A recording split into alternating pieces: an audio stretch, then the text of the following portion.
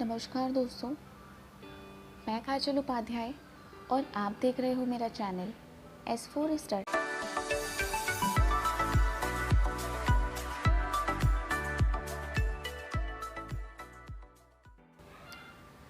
आप सभी ने माइकल जॉर्डन का नाम तो सुना ही होगा।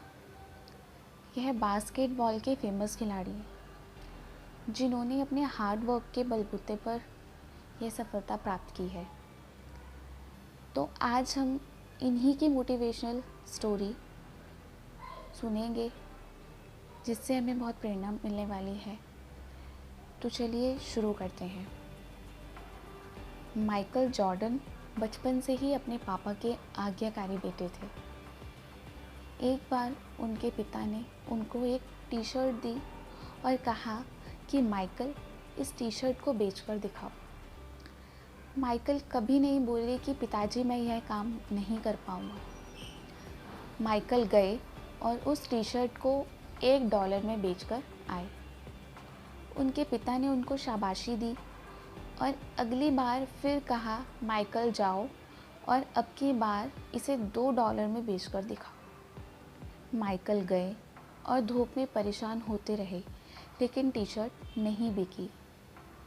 माइकल ने दिमाग लगाया और टी शर्ट पर मिकी माउस का फ़ोटो प्रिंट किया और एक अच्छे स्कूल के बाहर खड़े हो गए जहां अमीरों के बच्चे पढ़ते थे।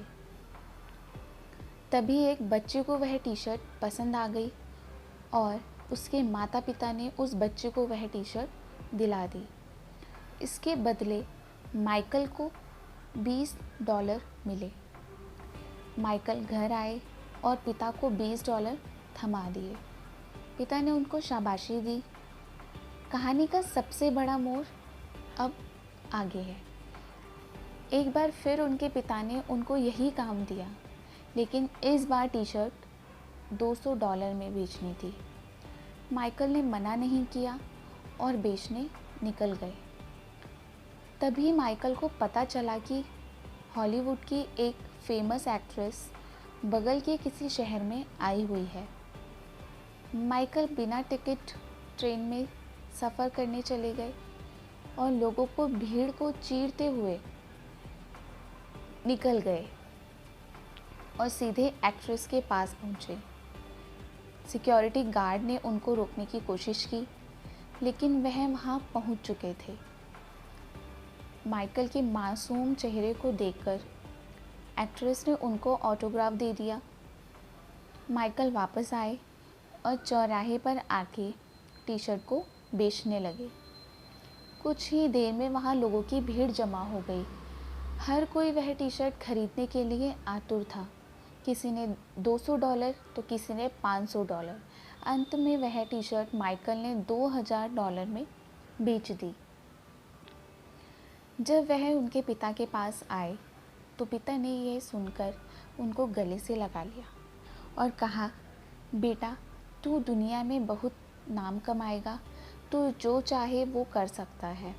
और आज माइकल जॉर्डन बास्केटबॉल की दुनिया का शहंशाह है। दोस्तों, माइकल की ये कहानी हमें यह सिखाती है कि हर वक्त बहानेबाजी करने से सफलता नहीं मिलती, बल्कि बहानों से आगे बढ़कर सोचने और अपनी बुद्धि का सही इस्तेमाल करने से सफलता मिलती है।